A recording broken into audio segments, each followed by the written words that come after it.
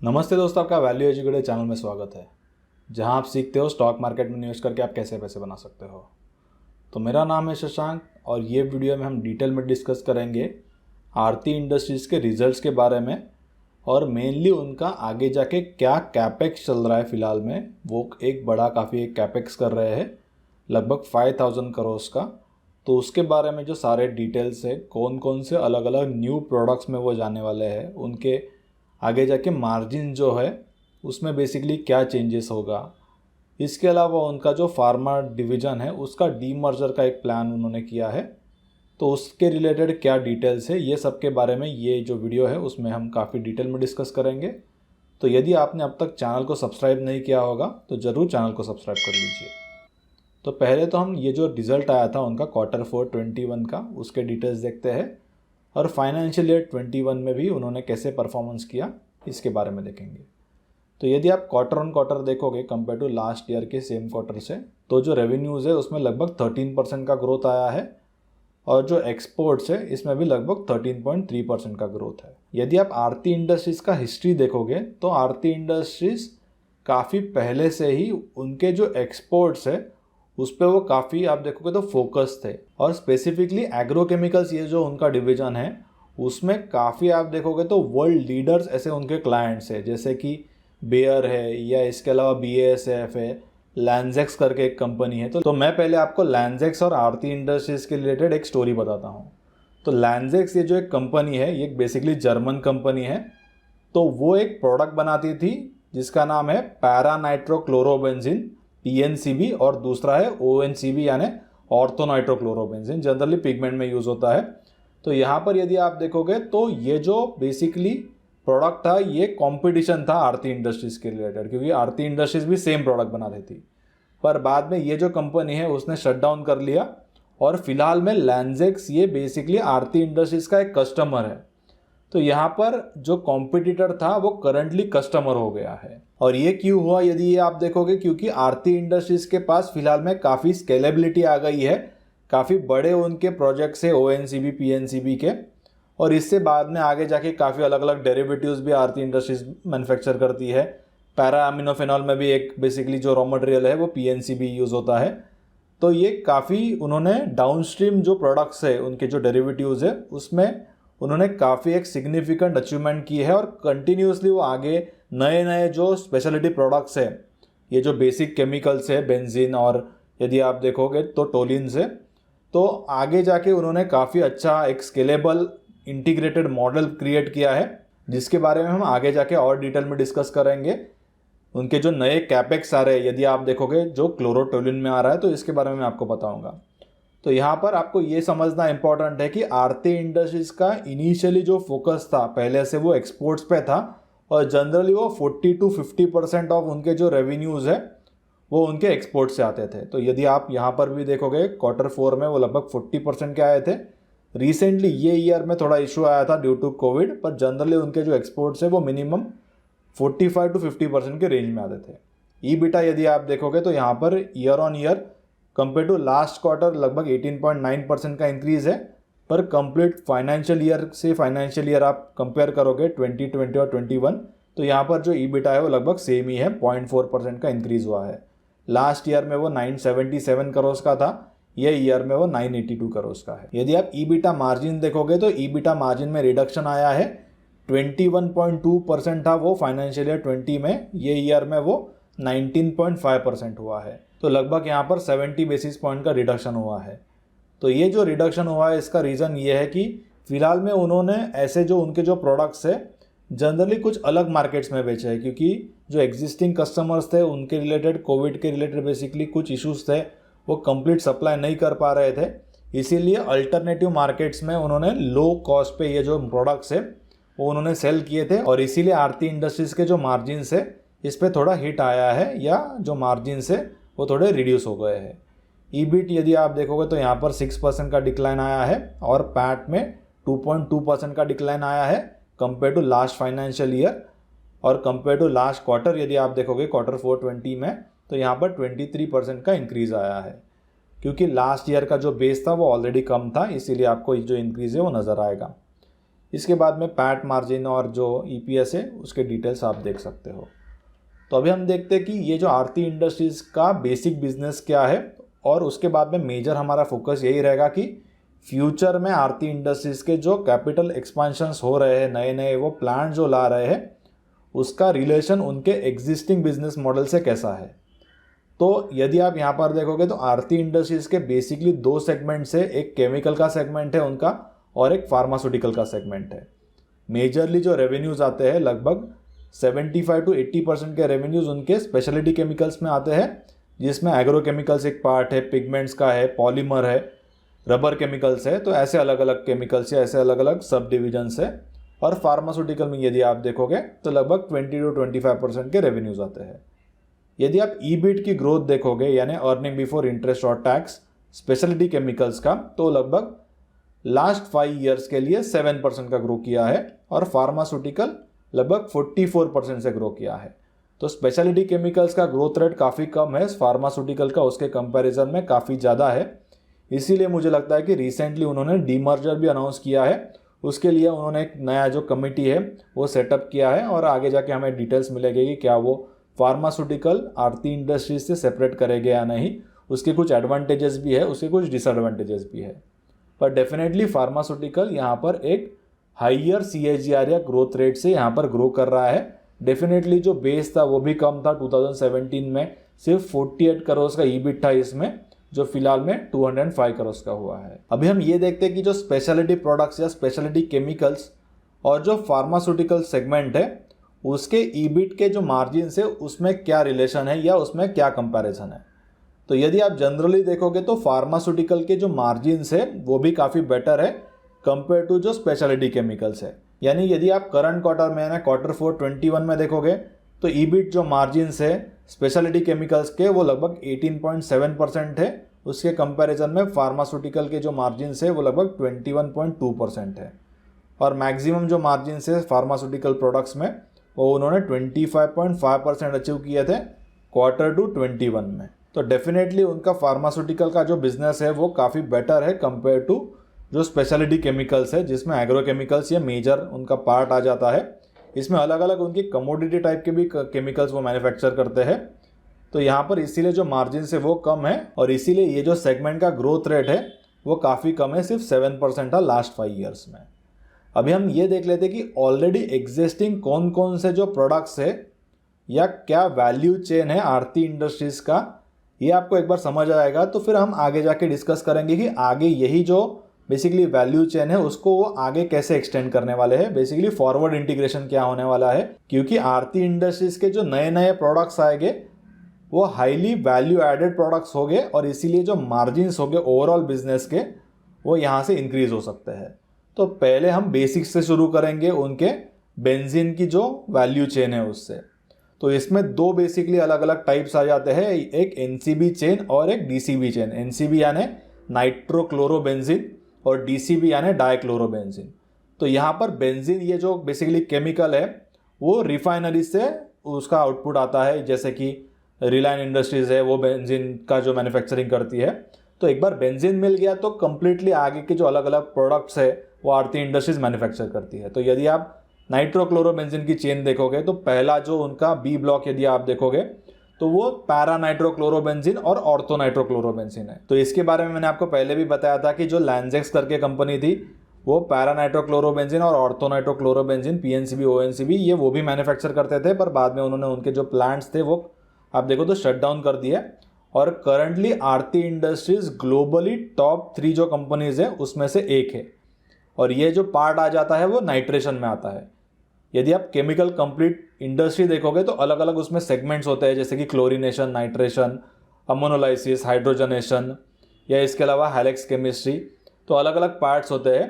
तो इसमें आरती industries majorly जो पार्ट्स है उसमें लीडर है, यानी वर्ल्ड में लीडर है। क्लोरीनेशन में वो टॉप 3 है, अमोनोलाइसिस में वो टॉप 2 है और हाइड्रोजनेशन में भी वो टॉप 2 है।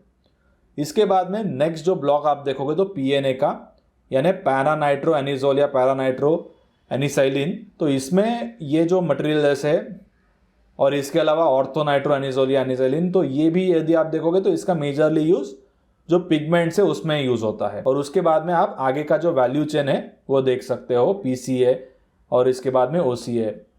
तो उसके बाद में सेकंड आ जाता है DCB यानी डाइक्लोरोबेंजीन। तो उसके भी अलग अलग डाउनस्ट्रीम प्रोडक्ट्स है, जैसे कि ODCB या PDCB या MDCB। तो O यानी ऑर्थो, P यानी पैरा और M यानी मेटा।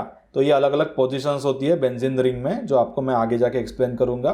तो ये DCB का उनका एक चेन हो गया, कंप्लीटली इंटीग्रेटेड चेन है। और नेक्स्ट जो है वो PDA का चेन है। तो PD यानी फेनाइल डायामाइन। तो इसके भी आप यदि प्रोडक्ट्स देखोगे लास्ट में, तो मेटा, पैरा और ऑर्थो, तो ये बेसिकली तीन जो है वो बेसिकली अलग अलग पोजीशंस में यदि आप रखोगे तो इसका जो यूजेस है वो थोड़े चेंज हो जाते हैं। तो इसके बाद में नेक्स्ट उनका जो बेसिकली प्रोडक्ट है या जो वैल्यू चेन है वो टोल्यून का वैल्यू चेन है। तो यदि आप टोल्यून देखोगे राइट साइड में मैंने आपको एक्सप्लेन किया है। तो पहले बेंजीन में क्या होता है ये हमें देखना होगा। तो बेंजीन में जो हाइड्रोजन और कार्बन के 6 अलग अलग बॉन्ड्स होते हैं, पर टोल्यून में क्या होता है कि कार्बन और CH3 का एक बॉन्ड होता है और बाकी नॉर्मल बेंजीन का ही स्ट्रक्चर होता है। तो बेसिकली यदि आप बेंजीन रिंग को फर्स्ट पोजीशन में CH3 लगाते हो तो वो बेंजीन टोल्यून में कन्वर्ट हो जाता है। और ये केमिस्ट्री की मैं क्यों बता रहा हूं, क्योंकि इसका रिलेशन आपको आगे जाके समझेगा। आपको साइंस भी इंपॉर्टेंट है और फाइनेंशियल्स भी इंपॉर्टेंट है। यदि आपको सिर्फ फाइनेंशियल्स पता हो गए, यानी बैलेंस शीट में क्या है, प्रॉफिट एंड लॉस स्टेटमेंट में क्या है, या कैश फ्लो स्टेटमेंट में क्या है, डेट कितना है, तो इससे आपको ये नहीं समझेगा कि आगे जाके जो वैल्यू चेन है वो कहाँ पर एक्सपांड हो सकता है, आगे जाके उनके जो डाउनस्ट्रीम प्रोडक्ट्स है वो क्या हो सकते हैं। इसीलिए आपको जो बेसिक केमिस्ट्री या जो टेक्निकल नॉलेज है वो इंपॉर्टेंट है। और इसके अलावा एट द सेम टाइम जो फाइनेंशियल्स है वो भी इंपॉर्टेंट है, क्योंकि मैंने काफ़ी जो केमिकल इंडस्ट्री में काम करते हैं, कोई इंजीनियर्स है या कोई साइंटिस्ट है, तो उनको बेसिकली सिर्फ जो केमिस्ट्री है उसके रिलेटेड नॉलेज होता है। उनको ये नहीं पता होता है कि ये जो बेसिक केमिस्ट्री है या आगे जाके जो डाउनस्ट्रीम प्रोडक्ट्स है या जो हाईली आगे जाके कॉम्प्लेक्स प्रोडक्ट्स है, इसका बेसिकली कितना कन्वर्जन हो सकता है प्रॉफिटेबिलिटी में। तो इसके लिए भी मैं आपको एक स्टोरी बताता हूँ। तो एक R&D का स्पेशलिस्ट था बेसिकली पिगमेंट सेगमेंट में एशियन पेंट्स में। तो अभी तो वो रिटायर हो चुके हैं। तो उनको काफ़ी डिटेल नॉलेज है, उन्होंने कुछ बुक्स भी लिखी है रिलेटेड टू पिगमेंट्स। तो related to chemistry he is excellent person, but when it comes to stock market उनको कोई आइडिया नहीं है, जीरो आइडिया है। तो मैं ऐसे उनको अलग अलग क्वेश्चंस पूछ रहा था, पिगमेंट्स क्या होते हैं, क्या रॉ मटेरियल यूज़ होते हैं, या इसका आगे जाके डाउनस्ट्रीम या फॉरवर्ड और बैकवर्ड इंटीग्रेशन क्या हो सकता है। तो उन्होंने वो सारा जो नॉलेज है वो कम्प्लीटली मुझे अच्छे तरीके से समझाया। बट उसके बाद में उन्होंने एक ऐसी चीज़ कही कि जिससे मुझे समझ गया कि केमिस्ट्री अलग है, जो स्टॉक मार्केट है वो अलग है। जो केमिस्ट है सिर्फ, या जो R&D का या इवन PhD का है, उसको स्टॉक मार्केट का कोई आइडिया नहीं। और जो सिर्फ इन्वेस्टर है जनरली उनको केमिस्ट्री का कोई आइडिया नहीं होता। इसीलिए ये बेसिकली यहाँ पर डिफरेंस है। तो उन्होंने बाद में मुझे ये कहा था कि एशियन पेंट्स नेक्स्ट 3 इयर्स में 10 टाइम्स हो जाएगा। तो ये तो मुझे हाईली अनलाइकली लगता है, क्योंकि ये एक ऑलरेडी एक ब्लू चिप स्टॉक है, काफ़ी ज़्यादा मार्केट वैल्यूएशन है उसका। तो आप सिर्फ केमिकल स्टडी करोगे तो आपको स्टॉक मार्केट में जो पोटेंशियल है उसका कोई आइडिया नहीं आएगा। यदि आप स्टॉक मार्केट सिर्फ स्टडी करोगे तो आपको केमिकल्स के जो बेसिक डिटेल्स है उसका कोई आइडिया नहीं आएगा। तो इसीलिए आपको दोनों बेसिकली यहाँ पे पढ़ना जरूरी है। फाइनेंशियल्स भी उतने ही जरूरी है और टेक्निकल्स जो है वो भी उतने ही जरूरी है। तो यदि आप टोल्यून का चेन देखोगे तो यहाँ पर बेसिकली 3 ब्लॉक्स आ जाते हैं, ऑर्थोनाइट्रोटोल्यून, ONT, पैरानाइट्रोटोल्यून, PNT। आप राइट साइड की इमेज में भी देख सकते हो, यहाँ पर मैंने ऑर्थोनाइट्रोटोल्यून का बेसिकली ग्राफिकली इसको रिप्रेजेंट किया है। तो जो CH3 फर्स्ट पोजीशन में है उससे बेसिकली जो बेंजीन है वो टोल्यून में कन्वर्ट हो जाता है। और उसके बाद में यदि आप फर्स्ट में लगाओगे, यानी फर्स्ट के बाद में नेक्स्ट जो है वो सेकेंड उसको कहा जाता है, तो उसमें यदि आप लगाओगे तो उसको ऑर्थो कहा जाता है। उसके बाद में नेक्स्ट उसके पोजीशन में आप लगाओगे, यानी थर्ड पोजीशन बेसिकली है वो, तो उसको मेटा कहा जाता है। और बाद में और एक जो पोजीशन है फोर्थ पोजीशन, इसको पैरा कहा जाता है। और सिमिलरली लेफ्ट साइड पे भी काउंटिंग कर सकते हैं। तो ये बेसिक्स है बेसिकली। तो ये यदि आपको बेसिक्स पता होगे तो आप आगे जाके उनके जो नेक्स्ट प्रोडक्ट्स है इनका कुछ एस्टिमेशन कर सकते हो कि कौन से और ज़्यादा डाउनस्ट्रीम प्रोडक्ट्स वो आगे जाके मैन्युफैक्चर करेंगे, और जितने ज़्यादा वो डाउनस्ट्रीम जाएंगे उतना ही ज़्यादा उनका प्रॉफिटेबिलिटी और इंक्रीज होगा। इसके बाद में उनका सल्फ्यूरिक एसिड का भी वैल्यू चेन है, वो आप देख सकते हो। और कुछ जो अलग अलग स्पेशलिटी केमिकल्स वो मैन्युफैक्चर करते हैं, जैसे कि SSP सिंगल सुपर फॉस्फेट, या इसके अलावा फ्यूल एडिटिव्स वो मैन्युफैक्चर करते हैं। तो इसके भी डिटेल्स आप यहाँ पर देख सकते हो। तो अभी हम ये देख लेते हैं कि नए कौन कौन से केमिस्ट्रीज में आरती इंडस्ट्रीज एंटर कर रहा है। इसीलिए मैंने आपको पहले थोड़ा बैकग्राउंड दिया कि ऑलरेडी क्या वैल्यू चेन है आरती इंडस्ट्रीज का, टोल्यून के रिलेटेड और बेंजीन के रिलेटेड। बेंजीन हुआ उनका हाईली आप देखोगे तो इंटीग्रेटेड वैल्यू चेन है, काफी अलग अलग जो प्रोडक्ट्स है वो बेसिकली बेंजीन चेन से मैन्युफैक्चर करते हैं। तो अभी हमें ये देखना है कि आगे का फ्यूचर का पॉसिबिलिटी क्या है, क्योंकि वो एक ह्यूज कैपेक्स कर रहे हैं जिसकी जो डिटेल्स है मैं आपको आगे जाके बताऊंगा। तो जनरली उनका जो कैपेक्स है ये नए सेगमेंट्स में होगा, जैसे कि फोटोक्लोरिनेशन। तो फोटोक्लोरिनेशन इंडिया में कोई नहीं कर रहा, तो फोटोक्लोरिनेशन बेसिकली क्या होता है इसके बारे में आप रिसर्च थोड़ा और कर सकते हो। इसके बाद में अलग अलग जो रिएक्शंस है, बाल्ट सीमेन रिएक्शन या इसके अलावा सैंडी मेयर रिएक्शन, ब्रोमिनेशन, तो ये जो सारे डिटेल्स है ये कॉन्कॉल्स में मैनेजमेंट ने कुछ डिटेल्स दिए है। तो इसके बाद में यदि आपको बेसिक अंडरस्टैंडिंग होगी केमिकल सेक्टर की तो आपको आगे जाके इजीली समझ जाएगा कि कौन से प्रोडक्ट्स वो फ्यूचर में लाने वाले हैं, जिससे आप इजीली प्रेडिक्ट कर सकते हैं कि उनकी प्रॉफिटेबिलिटी क्या हो सकती है। चंद्रकांत गोगरी यदि आप देखोगे तो ये कंपनी के वो मैनेजिंग डायरेक्टर है और उन्होंने काफ़ी अच्छे तरीके से आरती इंडस्ट्रीज का जो वोल ग्रुप है उसको एक काफ़ी प्रॉफिटेबल बेसिकली कंपनी किया, और ये एक आप देखो तो मल्टी बैगर स्टॉक ऑलरेडी है। तो उन्होंने ये कहा है कि जब भी हम नए फैक्ट्रीज लगाते हैं, नए प्लांट्स इस्टेब्लिश करते हैं या नया कैपेक्स करते हैं तो हमारा सिलेक्शन क्राइटेरिया बेसिकली 3 फैक्टर्स पे डिपेंड करता है। क्या वो जो प्रोडक्ट हम लाने वाले हैं उसका इंपोर्ट सब्स्टिट्यूशन का है, यानी इंडिया में क्या उसका कोई मैन्युफैक्चर है या नहीं ऑलरेडी, और इसका इंडिया में इंपोर्ट कितना हो रहा है। यदि इंडिया में कोई मैन्युफैक्चर नहीं होगा और सिर्फ इंपोर्ट हो रहा होगा तो डेफिनेटली वो आगे जाके ये जो प्लांट्स है वो लगा सकते हैं। सिमिलर स्टोरी आप विनती ऑर्गेनिक्स में देख सकते हो, इसके रिलेटेड मैंने सेपरेट वीडियो भी क्रिएट किया है और मेरे वेबसाइट पे भी मैंने कंप्लीट डिटेल्स दिए हैं इंपोर्ट सब्स्टिट्यूशन का, विनती ऑर्गेनिक्स को कैसे बेनिफिट हुआ। तो इसके जो लिंक है मैं आपको डिस्क्रिप्शन में दे दूंगा, तो आप ये जो कंप्लीट स्टोरी है विनती ऑर्गेनिक्स का लास्ट 15-20 ईयर्स का वो रीड कर सकते हो। सेकेंड क्राइटेरिया कैपेक्स के लिए ग्लोबल ग्रोथ। तो वो बेसिकली जो केमिकल है उसका ग्लोबली क्या ग्रोथ है, 5%, 10%, 15%, तो उसके अकॉर्डिंगली वो इंडिया में सपोज वो सेटअप करते हैं तो ग्लोबली जो ग्रोथ सपोज हाइयर होगा तो उनके ये इंडियन प्लांट को भी उतना ही बेनिफिट मिल जाएगा। और थर्ड जो इंपॉर्टेंट फैक्टर है कैपेक्स डिसाइड करने का, वो इंडिया का पोजीशन है इन चाइना +1 स्ट्रैटेजी। यानी फिलहाल में जो चाइना में डिसरप्शन हुआ है इसके अलग अलग रीजंस हैं, जैसे कि एनवायरमेंटल रीज़न, ये उनका फर्स्ट था जो लास्ट 5-6 ईयर से प्ले हुआ है। उसके बाद में लेबर कॉस्ट बढ़ गई है चाइना में, और इसके अलावा और एक यदि आप देखो रिसेंटली कोविड के बाद में तो ये जो चाइना +1 स्ट्रैटेजी है वो और ज़्यादा तेज़ी से ग्रो करने लग गई है, क्योंकि फिलहाल में जो ग्लोबल जो भी इनोवेटर्स है या जो भी केमिकल या फार्मास्यूटिकल कंपनीज हैं तो उनको कम्प्लीटली डिपेंड नहीं रहना है चाइना पे। उनको ऐसे बाकी प्लेयर्स भी चाहिए, मैन्युफैक्चरर्स चाहिए बाकी कंट्रीज से, जिससे ऑलरेडी लेबर कॉस्ट कम हो, उनका एक रिलायबल या हाई क्वालिटी का सोर्स हो। तो मुझे लगता है कि India is a best possibility at least in chemicals and pharmaceuticals. तो उसके बाद में अभी हम देखते हैं कि आरती इंडस्ट्रीज का फ्यूचर का क्या कैपेक्स का प्लान है। तो यदि आप देखोगे तो 2021 में कुछ कैपेक्स ऑलरेडी कंप्लीट हो चुके हैं और ऐसे कुछ जो कैपेक्स है वो 2023 तक कंप्लीट हो गए, और नेक्स्ट जो 2 फाइनेंशियल ईयर्स है FY22 और FY23 इसमें वो लगभग 1500 करोड़ का कैपेक्स करने वाले हैं। और ऑलरेडी यदि आप 2021 में देखोगे तो उन्होंने लगभग 1400 करोड़ का कैपेक्स उन्होंने ऑलरेडी किया है। तो यदि आप टोटल ऐड करोगे 1500 करोड़ प्लस FY21 का 1400 करोड़, लगभग 3000 करोड़, और जो कुछ कैपेक्स वो करने वाले हैं तो लगभग 3500 करोड़ के आसपास वो टोटल कैपेक्स करने वाले हैं नेक्स्ट 2-3 ईयर्स में। तो यहाँ पर यदि आप देखोगे तो फाइनेंशियल ईयर 2021 में उन्होंने एक रिसर्च सेंटर जो है नवी मुंबई में उसका सेटअप किया था, और रिसर्च सेंटर फार्मास्यूटिकल और एग्रोकेमिकल्स या स्पेशलिटी केमिकल्स में बहुत इंपॉर्टेंट है, क्योंकि इससे ही डिसाइड होगा कि उनके आगे जाके डाउनस्ट्रीम प्रोडक्ट्स कौन से होंगे। तो ये सेटअप करना काफ़ी इंपॉर्टेंट है। इसके बाद में उन्होंने दहेज में जो फेज़ 1 है यूनिट का उसको स्टार्ट किया, SEZ में ये आ जाता है एग्रोकेमिकल इंटरमीडिएट्स और स्पेशलिटी केमिकल्स के लिए। इसके अलावा क्लोरिनेशन के उनका जो जगाड़िया में फैसिलिटी है उन्होंने एक नया फैसिलिटी चालू किया, पहले भी जगाड़िया में था और उसका अभी उन्होंने एक्सपांशन किया, यानी सेपरेट ये बेसिकली कैपेसिटी है। इसके बाद में यदि आप देखोगे तो 2021 में ही उन्होंने दहेज में फेज़ 2 जो है एग्रोकेमिकल इंटरमीडिएट्स के लिए उसका भी उन्होंने शुरुआत किया। उसके बाद में अभी और कुछ जो कैपेक्स चल रहे हैं उनके वो आगे जाके कंप्लीट होने वाले हैं। उसमें से यूएसएफडीए की उनकी जो कुछ कैपेसिटीज़ है उसका एक्सपांशन चल रहा है। ये बेसिकली वापी तारापुर में है और ये उनका बेसिकली वो फार्मा बिजनेस है उसके रिलेटेड है।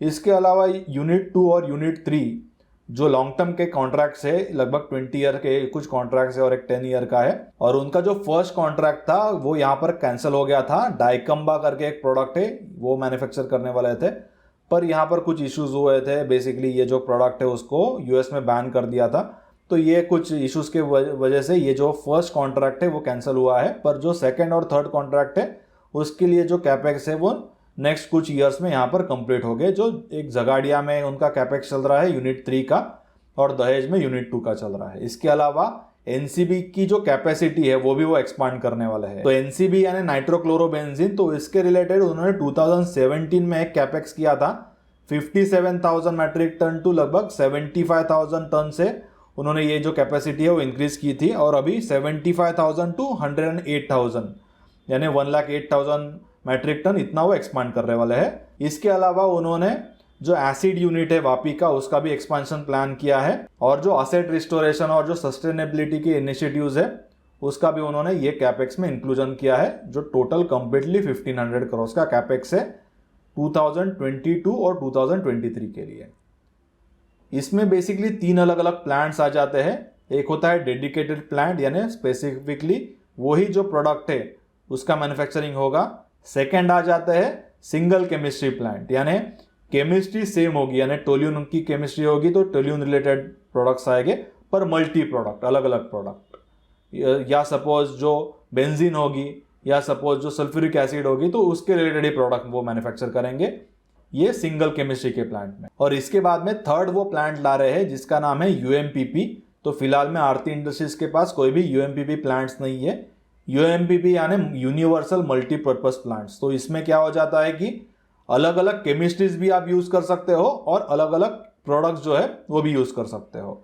तो ये काफी अच्छे प्लांट्स हो गए। इससे आगे के उनके जो कैपेक्स है वो काफी इजी हो जाएंगे। तो यहाँ पर अभी हम ओवरऑल कुछ डिटेल्स देख लेते हैं कि आरती इंडस्ट्रीज के जो कैपेक्स है उसके क्या डिटेल्स है।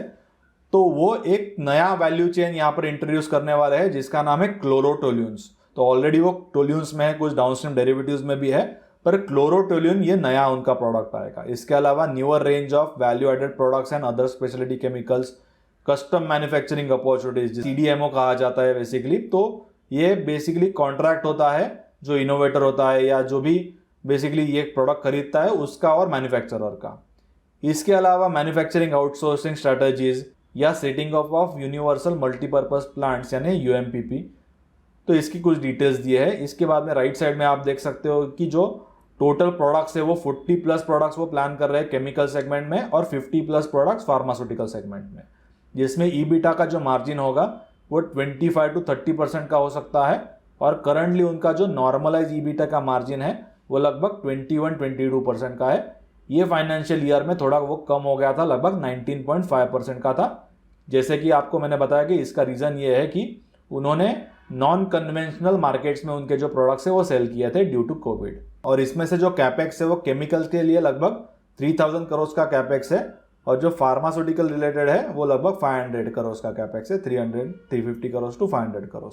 तो इसके डिटेल्स दिए हैं उन्होंने। 2024 तक वो बेसिकली ये जो कंस्ट्रक्शन है कैपेक्स करने वाले हैं और जो ग्रोथ आएगा ये कैपेक्स से वो 2025 के बाद आएगा, जिससे उनके जो मार्जिन से वो और बढ़ जाएंगे, क्योंकि ये जो नए कैपेक्स है इसमें ज़्यादा वैल्यू एडेड प्रोडक्ट्स है, इसीलिए उनके जो मार्जिन है वो भी बेटर है और इसीलिए कंप्लीट पोर्टफोलियो यानी उनके कंप्लीट बिजनेस के जो मार्जिन है वो यहाँ पर बढ़ जाएंगे।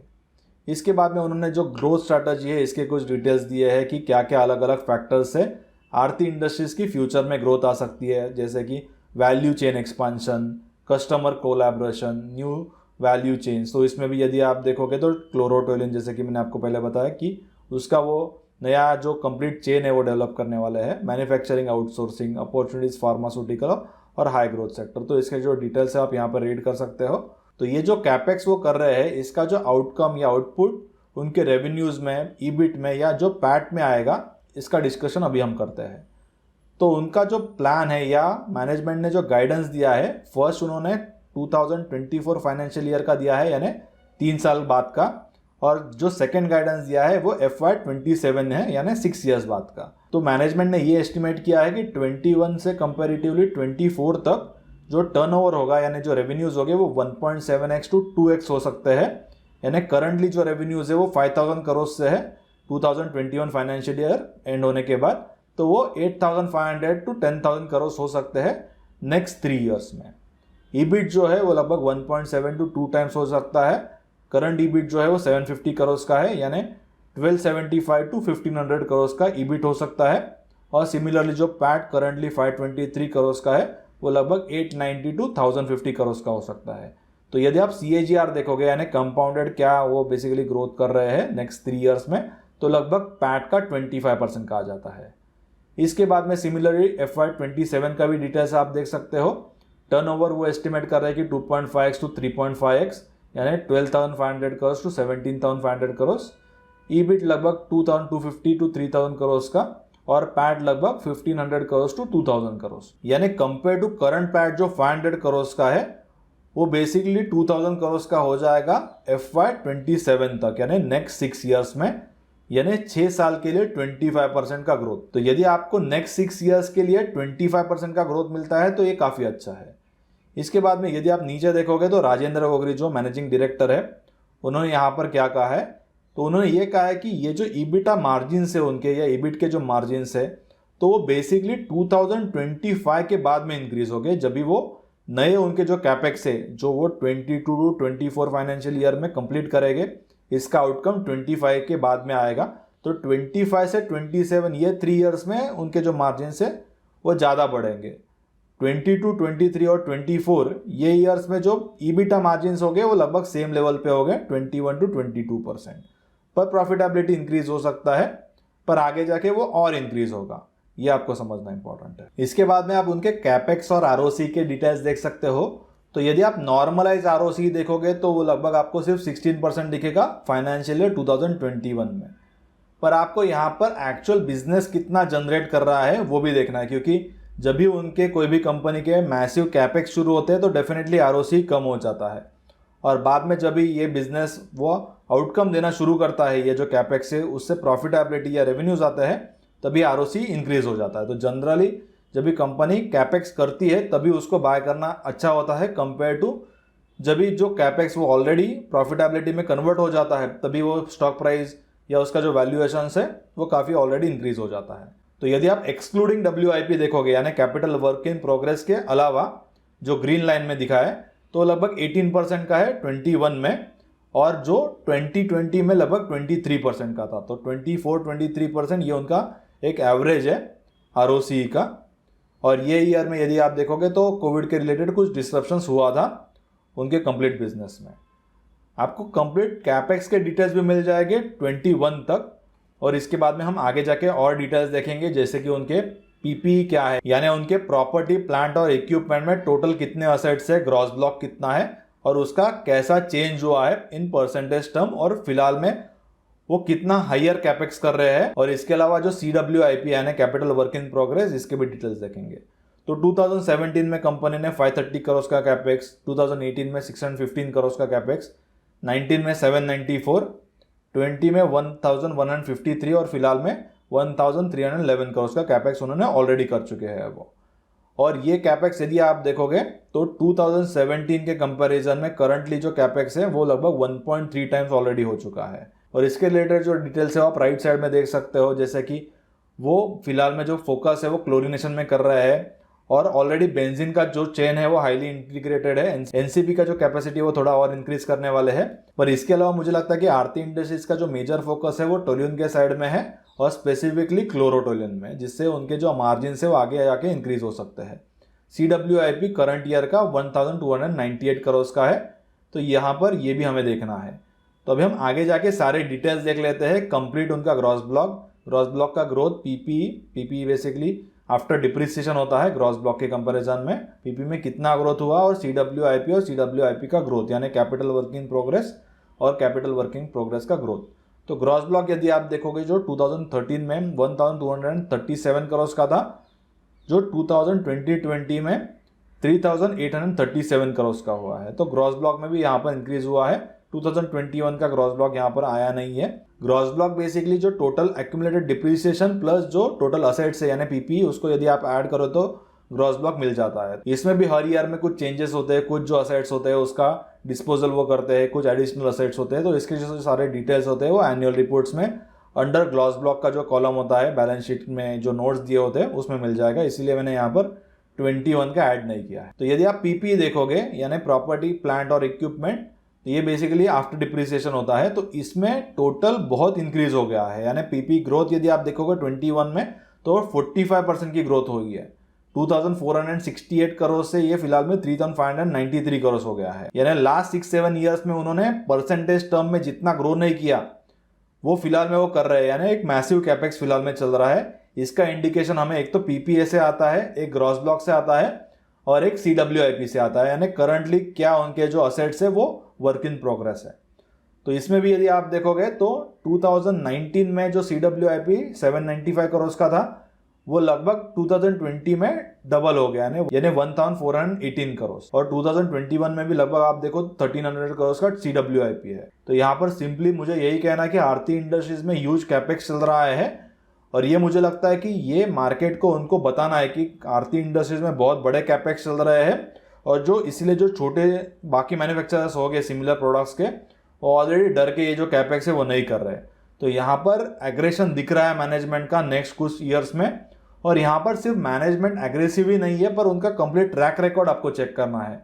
लास्ट उन्होंने कंप्लीट साइकिल में कैसा जो कैपेक्स है वो किए, उसका आउटकम क्या आया, इसीलिए आपको लास्ट 6-7 ईयर्स का बिजनेस का अंडरस्टैंडिंग होना कंप्लीट बहुत इंपॉर्टेंट है। और ये मैंने आरती इंडस्ट्रीज का लगभग मैं 2012-13 से कम सारे उनके जो डिटेल्स है, कॉन्फ्रेंस कॉल्स हो गए या जो उनके एनुअल रिपोर्ट्स है, इसके सारा स्टडी किया है।